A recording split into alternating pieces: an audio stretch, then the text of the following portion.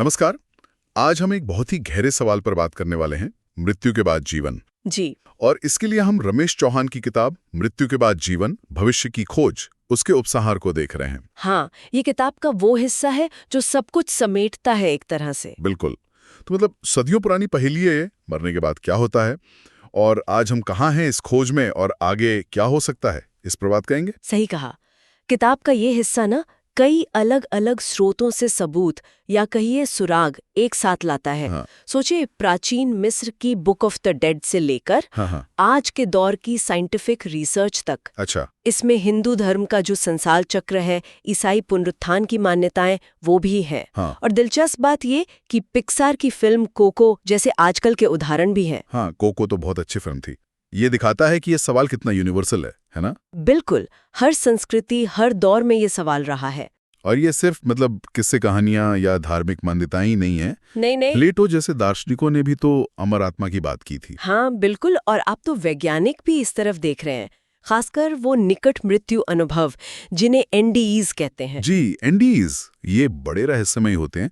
वो अनुभव जो लोग मौत के बिल्कुल करीब पहुंचकर बताते हैं। हाँ, और पाम रेनॉल्ड्स का केस तो बहुत ही फेमस है। ऑपरेशन के दौरान वो टेक्निकली ब्रेन डेड थी, पर उन्होंने ऐसी चीजें देखी, सुनी जो उनके लिए जानना नामुमकिन था उस हालत में। एग्जैक्टली। और ये अकेला मामला नहीं है। भारत में शांति देवी का केस देखिए, पुनर्जन्म वाला। हाँ, शांति देवी, उनकी पिछली जिंदगी की बातें वो काफी हद तक सही निकली जांच में। जी। और अब तो मतलब हाल के कुछ स्टडीज जैसे 2024 में ये भी दिखा रहे हैं कि दिल रुकने के बाद भी कुछ देर तक दिमाग में एक्टिविटी हो सकती है। ये तो बहुत बड़ी बात है, क्योंकि अब तक तो यही मानते थे कि दिल रुका तो सब खत्म, चेतना खत्म। सही। तो ये चीजें सवाल खड़े करती है। लेकिन जाहिर है इसका दूसरा पहलू भी है। लोग शक करते हैं। बिल्कुल। कहते हैं ये सब दिमाग का केमिकल लोचा है, ये हम जो मानते आए हैं बस उसी का असर है। क्यों? हाँ, वो नजरिया भी है और उसे खारिज नहीं कर सकते, लेकिन इन अनुभवों की कुछ बातें हैं जो सोचने पर मजबूर करती हैं। जैसे अलग अलग जगहों पर अलग अलग समय में लोगों के एनडीज में काफी समानताएं मिलती हैं। कोर एक्सपीरियंस काफी मिलता जुलता है। अच्छा। और फिर अनीता मुरजानी जैसे लोग हैं, उनका अनुभव इतना गहरा था कि उनकी पूरी जिंदगी बदल गई, जीने का नजरिया ही बदल गया। या जेम्स लेनिंगर जैसे बच्चे। हाँ, वो पायलट वाला बच्चा। हाँ, जिसकी पिछली जिंदगी की यादें इतनी सटीक थीं कि उन्हें वेरीफाई किया जा सका। तो इन सबको सिर्फ दिमागी उपज कहकर टालना थोड़ा मुश्किल लगता है। तो ये तो हुई कि अब तक क्या क्या पता चला है या किस तरह के प्रमाण हैं, लेकिन किताब भविष्य की बात भी करती है। आगे क्या? इस खोज में आगे क्या उम्मीदें हैं? साइंस क्या कहता है? हाँ, साइंस में काफी कुछ हो रहा है। न्यूरोसाइंस में जैसा हमने कहा, वो 2024 का एनवायू लंगोन का अध्ययन, दिल रुकने के 1 मिनट बाद तक भी दिमागी सिग्नल, ये चेतना और दिमाग के रिश्ते पर बड़ा सवाल है। सही। और आगे चलकर ब्रेन कंप्यूटर इंटरफेस जैसी टेक्नोलॉजी शायद हमें ये समझने में मदद करे कि एनडीई के दौरान असल में होता क्या है। और वो क्वांटम चेतना सिद्धांत, वो क्या चीज है? सुनने में बड़ा जटिल लगता है। हाँ, वो थोड़ा आगे की बात है।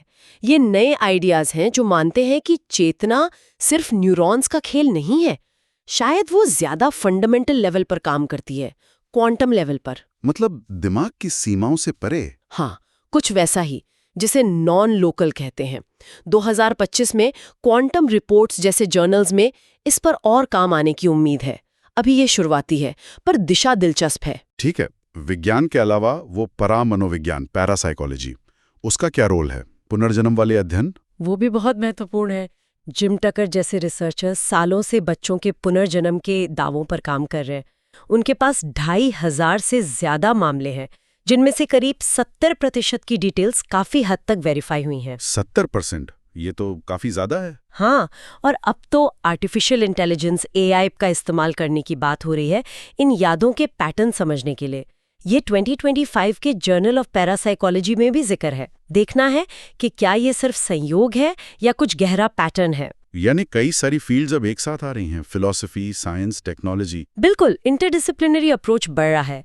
2025 में ऑक्सफोर्ड में एक कॉन्फ्रेंस की बात है जहां फिलोसोफर्स और साइंटिस्ट्स मिलकर इन सवालों पर बात करेंगे। और ऑनलाइन फोरम भी हैं, जैसे एक्स फोरम की बात चल रही है, जहां ग्लोबल लेवल पर चर्चा हो सके। और समाज में भी बदलाव दिख रहे हैं। लोग अलग अलग धार्मिक और आध्यात्मिक विचारों को मिला रहे हैं, अपनी समझ बना रहे हैं। अच्छा, जैसे 2024 की एक स्टडी हाँ, जर्नल ऑफ ग्लोबल रिलीजन में आई थी हाँ, और चीन में देखिए वो अपने पूर्वजों को याद करने के लिए वर्चुअल रियलिटी वीआर एप्स बना रहे हैं 2025 के किंगमिंग त्योहार के लिए। टेक्नोलॉजी भी इसमें आ रही है। ये तो बड़ा रोचक है। लेकिन इन सब का हमारी जिंदगी पर, हमारे जीने के तरीके पर, नैतिकता पर क्या असर पड़ता है? बहुत गहरा असर पड़ सकता है। अगर चेतना मृत्यु के बाद भी रहती है तो फिर कर्म, सेवा, इन सब का मतलब और गहरा हो जाता है ना। हाँ, बिल्कुल। कुछ स्टडीज ये भी इशारा कर रही हैं कि पुनर्जन्म जैसी मान्यताएं लोगों को पर्यावरण के प्रति ज्यादा जिम्मेदार बना सकती हैं। और एनडीज के बाद लोगों में सहानुभूति, परोपकार बढ़ने के तो कई किस्से हैं, एनाबेल बीम की कहानी जैसी। तो कुल मिलाकर इस पूरी चर्चा का और किताब के उपसंहार का निचोड़ क्या माने? क्या ये मृत्यु के बाद जीवन वाली बात सिर्फ एक तसल्ली देने वाली सोच है या कुछ और? देखिए, किताब का इशारा यही है कि ये सिर्फ ख्वाहिश या उम्मीद से बढ़कर है। ये एक गंभीर संभावना है जिस पर हमें सोचना चाहिए।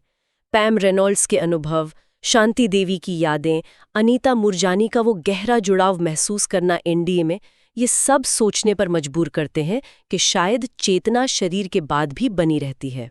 तो सुनने वालों के लिए क्या संदेश है इसमें? क्या करें वो इस जानकारी के साथ? मेरे ख्याल से 3 बातें हो सकती हैं। पहली, खोजें।